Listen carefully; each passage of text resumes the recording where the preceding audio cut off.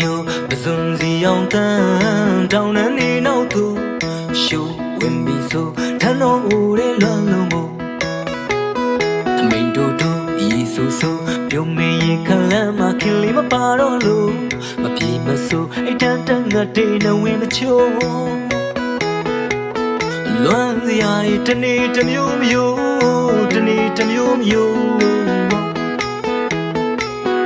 ထိန်ကြီးအောင်လာရောင်ဖြာတော့ကိုယ့်ရဲ့အနာဂတ်လေးရမောင်းတဘာဝရဲ့လာရီတော့မေးချင်တော့တဲ့ဖြစ်လေးပြင်းရဲ့လွမ်းရောင်ဖန်ဆောင်အတေးရဲ့ပကြီးကလေးမြင်ရောင်